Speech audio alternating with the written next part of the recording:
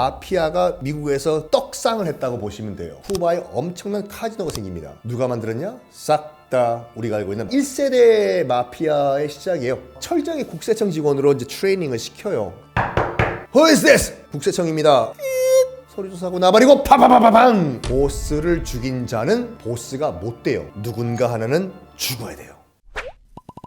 네, 안녕하십니까. 과거와 현재를 이어드리는 걸 업으로 하고 있는 역사 스토리텔러 썬킴 인사드리겠습니다. 일단은 미국에는 우리가 마피아라고 알고 있는 그런 갱단들이 있고, 홍콩과 이 동남아 지역에는 사마회가 있고, 일본에는 야쿠자가 있고, 우리나라에는 별의별 조폭단체들이 많죠. 조직폭력단체들이 없는 사회는 없는 것 같습니다. 미국 같은 경우에는 왜 마피아가 생겨났는지 그것부터 보셔야 돼요. 마피아가 이제 조직폭력이잖아요. 그러니까 주류 사회에 정식으로 들어갈 수 있었으면은 조폭들을 안 했을 거예요. 주류 사회에 진입을 못하니까 우리 이익은 우리가 챙긴다. 그러니까 우리도 먹고 살아야 될 거 아니냐. 혼자서는 주류 사회에 대적을 못하니까 우리끼리 뭉치자 해서 일단 시작된 것이 그들끼리의 집단 형성이고, 그런 가운데서 그 집단이 이제 폭력화가 된 것이 이른바 갱이고 마피아거든요. 이탈리아 마피아는요 굉장히 나이스한 마피아예요. Don't never go against the family, Don Corleone.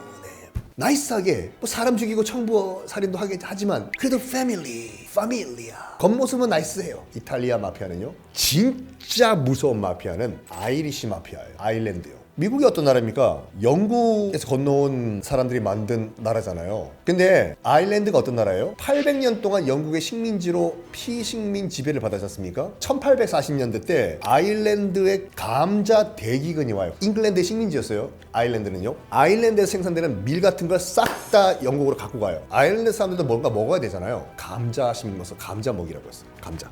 1840년대 때 아일랜드에 감자 대기근이 와요. 공식적으로만 200만 명이 굶어 죽었어요. 주식이 없으니까. 그래서 아일랜드 사람들이 가만히 있으면 죽으니까 신대륙인 미국에 가자 건너왔어요. 건너오니까 뭡니까? 텃세. 이 나라는 누가 만드는 나라예요? 영국인들이 만들었잖아요. 그래가지고 아일랜드 사람들은 영국인이 만든 미국에서 차별받고 엄청나게 무시를 당하고 생고생을 하고 살아요. 그러다 보니까 뭐가 있냐? 악받치는 거죠. 영화 갱스 오브 뉴욕이라고 있습니다. 레오나르도 드카프리오가 주연했던 영화거든요. 그 영화 보면 그 영화예요. 원래 정착을 했던 영국계 갱이랑 새로 들어온 아이리시 갱이랑 서로 싸우는 영화가 그 영화거든요. 아일랜드 갱은요 겁나는 게 없다니까요. 여러분 그 디파티드 있지 않습니까? 영화 무간도. 잭 니콜슨이랑 나오는 홍콩 영화 무간도를 리메이크한 거예요. 잭 니콜슨 찔러도 피 한 방울 안 나오는 진짜 무서운 갱으로 나오잖아요. 잭 니콜슨이 그 영화에서 아일랜드 갱이에요. 아일랜드 마피아예요. 자, 마피아. 말의 피라고 생각하시는 분도 계시거든요. 마피아니까.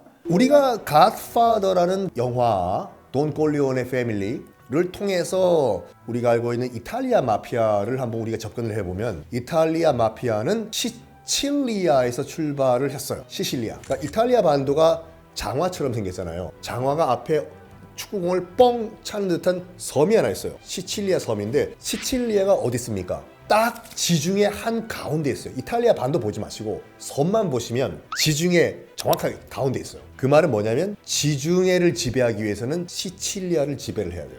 여기가 곤지암 휴게소예요. 기름 넣고 소떡 먹어야죠. 역사적으로 여러분들 포에니 전쟁 아시죠? 포에니 전쟁이라고 한니발 코끼리 타고 알프스 넘은 포에니 전쟁.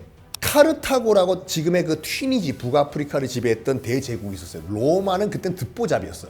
로마가 이제 그 로마란 조그만 도시에서 응애 하고 이제 로마로 크고 있을 때 카르타고라고 한니발의 고향인 카르타고가 이제 지중해를 패권을 쥐고 있었거든요. 이 카르타고가 제일 처음에 한 게 뭐냐면 시칠리아 점령. 여기를 점령해야지 지중해를 점령할 수 있다. 그러면서 역사적으로 로마도 일단은 지중해를 점령하기 위해서 시칠리아. 나중에 이제 프랑스 제국 시칠리아, 스페인 제국 시칠리아. 여기가 뭐냐? 동네 북이에요. 동네 북이요. 그러니까 시칠리아 주민들 입장에서 봤을 때는 지배자들이 계속 바뀌어요. 카르타고, 로마, 프랑스, 스페인 등등등.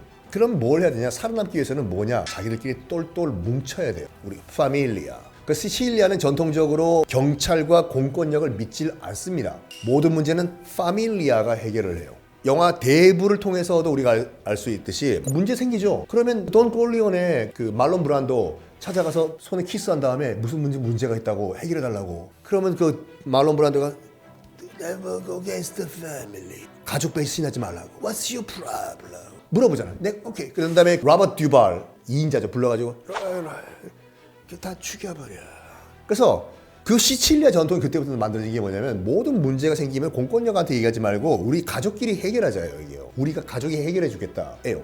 우리가 남이가. 그리고 가족 안에서 발생한 문제는 절대로 바깥에 발설하면 안 돼요. 이거 하면은 그냥 죽어요. 그 전통이 쭉 이어온 건데 마피아라는 말 자체가 여러 가지 설이 있어요. 마피아의 어원. 그 중에 하나가 마피오소, 아주 힘이 넘치는 자신감 넘치는 에서 나왔다는 것이 가장 강력한 설 중에 하나예요. 이 시칠리아에서 아직까지는 갱단은 아니에요. 그냥 우리 집안 문제는 우리가 해결한다 예요. 근데 이 시칠리아에 있던 파밀리아들이 미국으로 건너가는 계기가 생긴 일이 발생을 합니다. 물론 화산 폭발과 여러 가지 자연 재해도 있었지만 결정적으로 1920년대에 일이 발생을 해요. 그 당시 이제 그 이탈리아 같은 경우에는 파시즘이라고 해가지고 자기들도 만들어 놓고 자기들이 설명을 못해 뭔지 그게요. 그러니까 전체주의인데 간단하게 말해가지고 계급이 있는 전체주의예요. 너는 노예고 난 지배계층이다. 독재하기 위해서 만들어낸 말도 안 되는 삐삐 이념이라고 보시면 되는데 이 파시즘을 무기로 해서 무솔리니라는 인물이 독재를 시작을 합니다. 물론 이탈리아의 왕은 있지만 허수아비 왕이었어요. 요 시칠리아가요 이탈리아가 통일이 된 지 얼마 안 돼요. 이게 1800년도 후반까지만 하더라도 이탈리아란 연합왕국이 있는 게 아니라 베니치아 공국, 밀라노, 나폴리 각자 쪼개진 나라였는데 시칠리아도 따로 나름 실질적인 독립국이었어요. 로마를 중심으로 해서 이탈리아 연합왕국이 탄생을 했어요. 그러면 중앙정부 입장에서 봤을 때는 시칠리아가 심형래가 나오는 변방의 북소리예요. 찬밥이 돼버린 거예요. 그럴수록 우리 시칠리아 파밀리아는 중앙정부 법규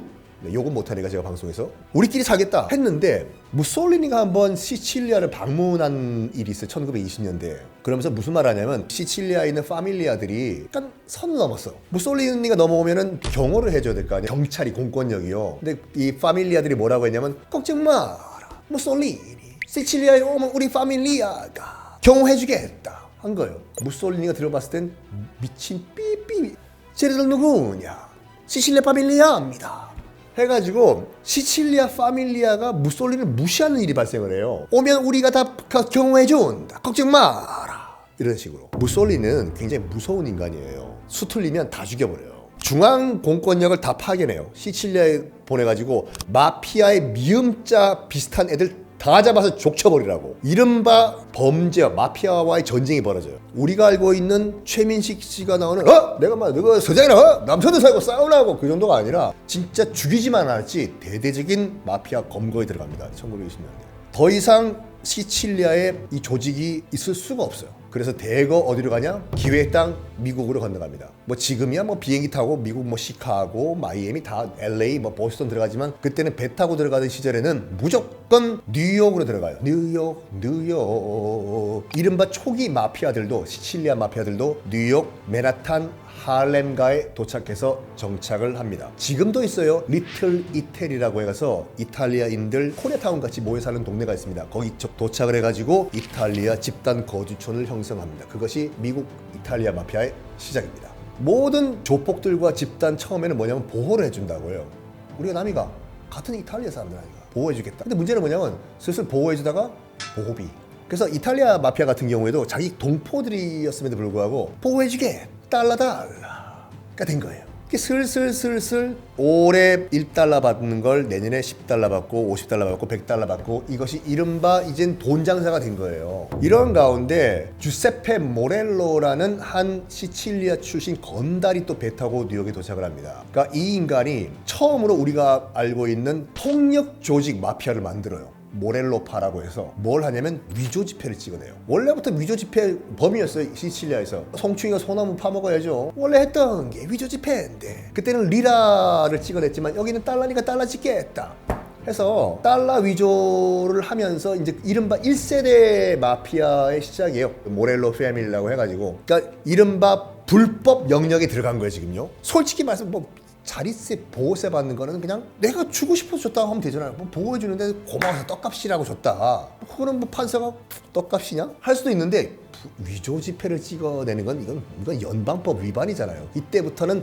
이른바 불법 조직 마피아의 시작이에요. 뭐 주세페 모렐로부터는요. 근데 이 양반이 이제 오래 못 가요. 오래 못 가고 검거가 됩니다. 찍다가 걸리고 25년형인가 때려 맞아요. 그리고 빠이빠이 콩밥 먹으러 가요. 2세대 마피아가 또 등장을 해요. 이른바 주세페 마세리아라는 인물인데 이 양반도 1920년대 때부터 주세페 마세리아가 신흥 다크호스로 떠오르는데, 왜냐면 딱 그때 미국에서 통과된 법이 하나 있어요. 1920년대 1920년부터 1933년까지 금주법을 통과시킵니다. 금주법은요, 술 마시지 말라가 아니에요. 많은 분들이 술 마시지 말라고 알고 계시는데, 금주법은 술의 제조, 유통, 판매 금지예요. 마시는 거는 일단은 마시다가 걸리면 너 어디서 사냐, 그래서 제조자를 잡아가요. 만약 마시는 것까지 그게 집중 단속의 대상이었으면은 술 못 먹었을 거예요. 근데 지하실에 이제 불법, 그러니까 재즈바를 만들어 놓고 거기서 이제 술을 팔았어요. 근데 그게 만약 정말로 진짜로 단속 대상이었으면 다 단속됐겠죠. 근데 못 본 척 한 거야. 그냥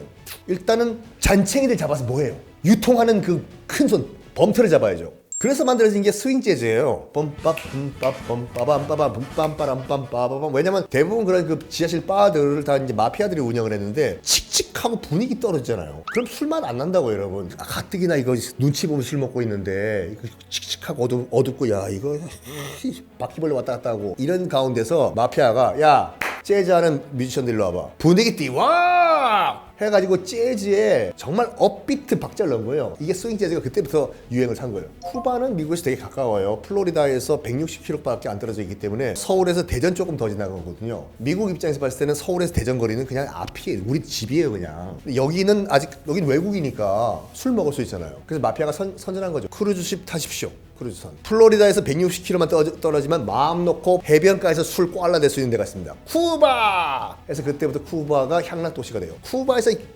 딱 때려 마시고 있다 보면 취하면 뭐 하고 싶어요? 딱! 스탑! 고! 하고 싶잖아요. 그래서 척컹 쿠바에 엄청난 카지노가 생깁니다. 누가 만들었냐? 싹 다 우리가 알고 있는 마피아들이 거기 투자를 많이 했어요. 그래서 아까도 말씀드린 것 같이 술의 제조, 유통, 판매를 금지했잖아요. 금지한다고 해서 아유 그렇지, 앞으로 제조, 유통, 판매하면 내가 나쁜 놈이야, 어우 안 해야지, 가 아니죠. 몰래 하죠. 뭐든지 몰래 하면 더 단가가 비싸지고 그만큼 들어오는 인컴이 더 높아지죠. 여기에 이게 사업성이 있다 라고 판단한 사람이 누구냐면 방금 말씀드린 것 같이 주세페 마세리아예요. 원래는 뉴욕의 듣보잡 시칠리아 출신 그냥 그런 마피아였는데, 얘가 뭐 했냐면 뉴욕에 있는 술 유통 보관 창고 겸 유통 라인을 잡고 있었어요. 그러니까 얘가 갑자기 다크호스로 떠오른 거예요. 돈이란 돈은 다 긁어모으고. 마피아의 계보를 설명을 드리면 한도 끝도 없어져요. 그러니까 이 금주법 때문에 마피아가 미국에서 떡상을 했다고 보시면 돼요. 그리고 요거 하나만 기억하시면 됩니다. 마피아끼리도 저것들끼리 싸우겠죠. 그러니까 영화로도 많이 만들어졌는데 마세리아와 마란자노란 또 마피아가 있어요. 마란자노도 시칠리아에서 건너온 신흥 다크호스였어요. 얘는 시칠리아에 있는 마피아가 아주 의도를 가지고 뉴욕으로 보낸 거예요. 네가 가서 뉴욕에 있는 마피아를 평정하라 라고 마란자노가 임무를 띄고 건너왔어. 하늘 아래 태양이 두 개가 있을 수 없죠. 마란자노가 있고 그 다음에 마세리아가 있잖아요. 이 둘 사이에 반띵하자, n분의 1 하자 했을까요? 아니죠. 누군가 하나는 죽어야 돼요. 마란자노가 딱 보니까 지금 마세리아 밑에 약간 괜찮은 애가 있어. 찰스 루치아노 사진은 여러분 많이 보셨을 거예요. 눈 반쯤 감긴 거예요. 건방져가지고 딱 봐도 범죄상이다가 아니라 두드려 맞아가 눈이 부은 거예요. 그걸요. 설명드릴게요. 마란자노가 딱 보니까 그 마세리아 밑에 찰스 루치아노란 인물이 야망이 있어 보여. 그러니까 접근을 해요. 이리 와봐. 왜요? 네가 언제까지 그 밑에 꼬붕으로 있을래? 마세리아 밑에. 너도 네 조직을 한번 가지고 싶지 않냐? 그거 어떡하라고 저보고? 네가 마세리아를 좀 죽여달라. 그러면 그 조직을 네가 가져가라 라고 제안을 해요. 마란자노가 찰스 루치아노에게. 근데 이게 제안 같은 제안이었어요. 왜냐면 지금도 마찬가지고 마피아가 불문율이 뭐냐면요, 보스를 죽인 자는 보스가 못 돼요. 자객이든지 암살범, 히트범을 보내요. 대신 죽이기예요. 봐봐요. 그 누구냐? 영화 대부 봐봐요. 대부 보시면 말론 브란도가 물론 그 처음에 시칠리아에 가서 자기 이제 부모님 그 원수를 칼로 찔러 죽이는 거 있지만 진짜 마피아 갓파더가 된 다음부터는 자기가 손에 피 안 묻혀요. 그리고 알파치노가 그 경쟁 보스들을 식당에서 죽이는 장면이 있잖아요. 물론 자기가 직접 죽이지만 요거 연관돼요. 지금 이게 실화를 바탕으로 해서 화장실에 갔다 왔다가 죽이고 도망가잖아요. 자, 보스를 죽인 자는 보스가 못 돼요. 요거 알고 일단 들어가 봅시다. 자, 마란자노가 찰스 루치아노에게 제안을 해요. 네가 마세리아 죽이라고. 그리고 네가 그 자리 가져가라. 알았어, 찰스 루치아노는요. 이 새끼가 뻥카 날리고 있다. 어차피 내가 내 보스를 죽이면 내가 보스가 못 된다는 거 알면서 이런 얘기하는 거잖아요. 그러니까 못한다고 뻗어요. 나 못한다고. 브라보, 브라, 그라치아. 이 새끼 잡아와. 해서 거꾸로 매달아서 두들겨 패요. 겁나 패요. 그때 생긴 얼굴이 그 얼굴이에요. 맞아가지고 눈 다 터지고 하는 거예요. 그때 찍은 사진이에요, 그게요. 그래서 계속 설득을 해요. 맞았음에도 불구하고 너 어차피 이 게임에서 마란자노 내가 이긴다고. 너 계속 마세리아 밑에 있으면 너도 죽는다. 판단 잘해라. 가 돼요. 그래서 찰스 루치아노가 고민하다가 내 보스를 내가 죽이긴 죽여야 되는데 내 손으로 직접 죽이면 내가 보스가 못 되잖아요. 그래서 뭘 하냐면 1931년도에 뉴욕에 있는 한 이탈리아 식당에 마란자노 자기 보스죠. 불러내요. 불러내면서 이제 이런저런 얘기를 해요. 하면서 밥도 먹고 카드 게임도 하고 하다가 잠깐만 나 잠깐 화장실 좀 갔다 오겠다고. 그래서 찰스 루치아노가 화장실로 잠깐 가요. 화장실 간 사이 영화 그 갓파더의 알파치노 같이요. 화장실 간 사이에 찰스 루치아노가 고용한 히트맨들이죠. 들어와가지고 밥을 먹고 카드 놀이를 하고 있던 마란자노를 저격하고 즉사를 시켜버립니다. 쓰러져서 그대로 죽어요. 카드 게임 하고 있잖아요. 스페이드 에이드 카드 있거든요. 이게 마피아들 사이에서는 죽음을 뜻한대요. 실제로 그 죽은 현장에서 카드가 손가락 사이에 꽂혀있는 경찰 사진이 있어요. 무서운 거예요. 근데 딱 봐도 지금 찰스 루치아노가 그 현장에 있잖아요. 경찰 조사를 당연히 받아요. 조사 받아보니까 뭐 증인들도 있고 그때 현장에 찰스 루치아노가 그 현장에 있지 않고 화장실 갔다는 알리바이가 성립이 돼가지고 풀려납니다. 찰스 루치아노가. 그래가지고 이 모든 마피아 패밀리가 마세리아와 마란자노의 경쟁에서 마세리아가 이제 그 저격을 당하면서 이제 원탑이 돼요. 넘버 원탑 마란자노, 넘버 투 찰스 루치아노. 그러면서 이제 이른바 뉴욕의 이탈리아 시칠리아계 마피아가 딱 계보 정리가 딱 돼요. 마란자노가 자기 밑에 있는 5명의 꼬붕들이죠. 꼬붕들에게 딱 너는 여기, 너는 여기, 너는 이 사업 나눠줘요. 그러면서 5개의 분파를 만들어서 이른바 마피아 패밀리를 완성을 하는데 이게 그 영화에서 맨날 나오는 코사노스트라라는 그런 조직이에요. 이게요. 영원한 충성은 없는 거예요. 마란자노 입장에서 봤을 때도 딱 보니까 한 번 배신한 놈 끝까지 배신하는 거 아시죠?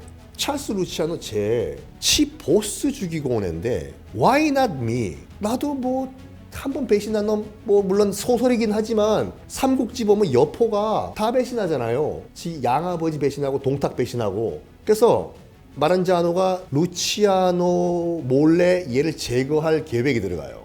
근데 루치아노가 누굽니까? 지금은 마란자노 밑에 있지만 얘도 한때는 뉴욕 마피아의 보스였어요. 선수를 치기로 해요. 선수치기를. 철저하게 개혁을 해요. 자기 밑에 있는 꼬붕들을 국세청 직원, 미국에서는 IR, Internal Revenue Service, IRS라고 하거든요. 정말 무서운 데입니다. 저는 성실 납세자이기 때문에 국세청 파이팅. 우리나라는 국세청은 정말 러블리한 기관이지만 미국에서 IRS 국세청, Internal Revenue Service라는 데가 있거든요. 거기는 미국 경찰보다 더 무서워요. 거긴요. 어우. 철저하게 국세청 직원으로 이제 트레이닝을 시켜요. 찰스 루치아노가 자기 밑에 있는 꼬붕들을. 그래가지고 마란자노도 속을 정도로 Who is this? IRS 국세청입니다. 뭐 요번에 세무조사 때문에 잠깐 왔습니다. 딱 봐도 뭐 신분증 다 있고. 그래서 뭐 마란자노 그 사무실로 들어가요. 들어가서 뭐 서류 조사 좀 하겠습니다. 서류 조사하고 나발이고 파파파파팡. 마란자노는 그래서 자기 사무실에서 즉사를 해 버립니다. 그리고 뭐냐? 이제는 진정으로 뉴욕 이탈리아 시칠리아계 마피아는 찰스 루치아노 원탑이 돼요. 그러면서 쭉 갑니다. 자, 뉴욕에는요 찰스 루치아노, 마란자노, 마세리아 등등등이 있었다고 하면 시카고 또 가봅시다. 시카고에는 누가 있었냐? 알카포네란 이 친구가 있었어요. 알카포네도 뉴욕 출신이에요. 뉴욕 출신인데 이제 시카고로 넘어온 케이스인데 시카고에 넘어온 알카포네가 뭘 했냐면 똑같아요. 1920년대 금주법 해가지고 누가 돈 벌었냐면 캐나다만 돈 벌었어요. 왜냐면 캐나다는 금주법이 없었거든요. 미국과 캐나다 국경은요 부산에서 경남 넘어가는 거예요. 없어요. 그러니까 멕시코, 미국 국경이 아니에요. 그냥 동네에서 이쪽 집에서 길 하나 도로 건너면 저쪽 미국이고 이쪽 캐나다예요. 캐나다 신나는 거예요. 그러니까 위스키 캐나다산 위스키 찍어가지고 그때부터 이제 미국이 갖다 판 건데 이제 미국도 부글부글 끓는 거죠. 확 그냥 이 단풍 이 시럽 이거 애들 그냥 가만 놔둘 수도 없고 이거. 캐나다 위스키가 굉장히 달아요. 보통 우리 위스키를 드시면 약간 독한 맛 때문에 못 드시는 분 많잖아요. 캐나다산 위스키 크라운 로얄 같은 경우에는 진짜 부드럽게 넘어가요. 그냥 아무 느낌이 없어요. 슉슉. 그러니까 이거를 당시 금주법 시대 때 캐나다에서 막 떼거지로 미국에 갖다 판 거예요, 이걸요. 그거를 이제 시카고에 있던 알카포네가 똑같아요. 술 마시는 건 문제가 아니에요. 유통, 제조, 판매. 제조는 캐나다에 사니까 유통, 그다음 판매를 알카포네가 다 한 거예요. 한 번은 알카포네가 기네스북에 올라가요. 왜 올라갔냐면 한 명 개인이 1년에 번 돈이 지구상에서 가장 돈이 많았어요. 이거로 기네스북에 올라가요, 알카포네가. 근데 금주법이 이제 그 1930년대 초반에 끝나요. 미국이 정신 차린 거죠. 어떻게 사람은 술을 못 먹게 해요. 이거 있다니까요. 하지 말라고 하면 더 하게 돼요. 하지 말라고 하면 더 기어 들어가서 더 한다니까요. 알카포네 난리 났어요, 이제요. 미국이 술을 제조, 유통, 판매하는 걸 다시 합법화 시킨다고요. 와, 그만 내 비즈니스는 큰일 났다. 우야노가 된 거예요. 그 당시에 시카고를 베이스하고 있던 알카포네가 어떻게 선전을 했냐면 LA든 샌프란시스코든 주문을 주시면 술 바로 그 다음날 이길 배송해드립니다. 주문만 때려주십시오. 그 말은 뭐냐면 전국에 엄청난 유통망을 갖고 있었어요. 쫙 술 뿌리는 거예요. 30년 초반에 이제 합법화된 다음에 술은 이제 뭐 유통시킬 필요가 없어요. 이제 술이 합법이니까. 이 유통망 가지고 뭐 하냐? 뭐 했겠습니까? 뭐 들어보신 분은 아시겠지만 우유를 팔았어요. 왜냐면 당시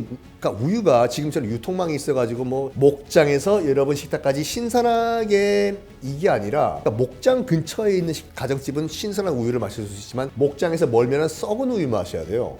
유통망이 뭐 확립이 안 돼가지고 여기에 알카포네가 생각합니다. 내가 만든 술 유통망 여기다가 우유를 팔자. 그 마케팅을 해본 거예요. 샌프란시스코, LA 살고 있는 여러분들 바로 다음 날 시카고 목장에서 짠 우유를 바로 배달해 드립니다. 대박을 친 거예요. 와, 썩은 우유 아니다. 엄마, 썩은 우유 아니야. 엄마 안주. 이렇게 된 거예요. 그러다 보니까 알카포네뿐만 아니라 다른 경쟁 마피아들도 저기 블루오션이잖아요. 뛰어든 거지. 야, 우리도 우유 유통만 해볼까? 너도 나도 뛰어들어요. 우리도 우유도 우유. 여기에 알카포네가 뛰는 놈이 있으면 나는 놈이 있어요. 어떤 걸 시도하냐면 의회 로비를 해요. 우리 유통망은 그 어떤 마피아보다도 확실한 유통망이다. 미국 의회 로비를 해서 뭘 하냐면 유통기한을 합법화, 법제화하라고. 여러분들 우유 드실 때 여기 유통기한 있잖아요. 그걸 누가 만들었냐면 알카포네가 만들었어요. 드시면서 한번 생각해보라, 한번 느껴보시라니까요. 엄마, 이 유통기한이 그냥 깡패가 만들었대. 먹지 말마. 실제로 알카포네가 로비를 했어요. 그러니까 내 경쟁 상대가 우유를 유통을 시키면은 어느 지역에서 LA까지 뭐 한 일주일 걸린다. 나는 이틀밖에 안 걸린다. 저기요, 유통기한을 이틀로 합시다. 이걸 법제화하세요. 엄청나게 로비를 했겠죠, 알카포네가. 결국에는 통과돼요. 그래서 최초로 우유 유통기한법이 알카포네에 의해서 만들어집니다. 떼 돈 벌어요. 그런데 성 발렌타인의 대학살이라고 해가지고 영화로도 많이 만들어졌는데 아까도 말씀드린 것 같이 최악의 갱단들이 누구예요? 아일랜드 갱단. 처음에 이제 그 알카포네가 시카고에 도착했을 때 원래 터세는 아일랜드 갱단들이 잡고 있었어요. 당연히 둘 사이에 이제 전쟁이 일어났겠죠. 아일랜드 갱단들을 모인 장소에 경찰이 급습을 해요. 경찰이 진짜 경찰 복장 입고 있는 경찰이 삐뽀 키고 왔어. 그러면 깽단이고 뭐시고 하는 경찰이 왔으니까 에이, 일렬로서 몸 검사하겠다. 그럼 벽에 섰겠죠. 저 새끼들 뭐야? 누가 불렀어? 왜 누가 저런 짭새들 불렀냐? 했겠죠. 그런데 그때 경찰들이 촥 기관총을 꺼낸 다음에 드르르 벽에 있는 아일랜드 깽단 수뇌부를 갈겨버려요. 다 죽여요. 경찰이 아니었어요. 경찰 유니폼을 입고 있던 누군가예요. 성 발렌타인데이, 그러니까 2월 14일이었어요. 성 발렌타인데이의 대학살이라고 하는데 누구나 다 그건 배후에 알카포네가 있다는 건 누구나 알았어. 어차피 둘이 싸우고 있었던데 마피아 영화 보면 이렇게 따발총같이 동그란 탄창 달려가지고 앞에 구멍 펑펑펑펑 뚫린 그 총구 있고 드르르 갈겨버리는 거, 이거 가지고 갈겨버렸어요. 누가 봐도 알카포네인데 조사해보니까 알카포네는 그때 저 플로리다인가 어딘가에 가족들과 휴가가 있었어. 그때요. 알리바이가 성립이 안 돼. 증거가 없어. 그래가지고 이제 당시 FBI가 무조건 저 새끼 잡으라고. 근데 정말 알카포네가 머리가 좋았던 게 뭐냐면 아무리 탈탈 털어도 분명히 얘가 죽이고 얘가 살인 무슨 지시하고 다 맞긴 맞는데 증거가 안 나오는 거예요. 그 모든 스토리의 자세한 이야기는 영화 언터처블을 보시기 바랍니다. 로버트 드니로가 알카포네 역할을 하고 뚱뚱하게 살쪄서 나온 그 영화. 케빈 코스트너 역할을 했던 국세청 담당 직원이 살인 뭐 이런 거로 안 되니까 그럼 내가 세금으로 잡아넣겠다. 일단 얘를 감옥에 쳐넣자. 그게 중요한 거니까. 그래가지고 탈세로 잡아 넣어버려요. 탈세로 잡아 넣어가지고 일단은 깜빵에 확보를 한 거잖아요. 어디로 버리냐?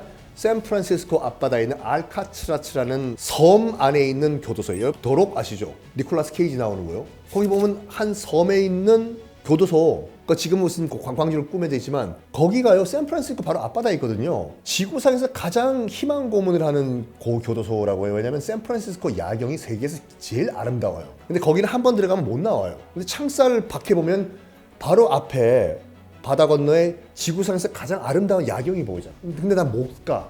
여기가 앞이 물살이 굉장히 세기 때문에요. 공식적으로는 탈출한 케이스가 단 하나도 없는 최악의 교도소에 갇혀요, 알카포네가. 근데 지병이 생겨가지고 골골골 하다가 나중에 죽기 직전에 풀려난 다음에 지병으로 죽습니다. 어쨌든 불행하게 삶을 마감해요.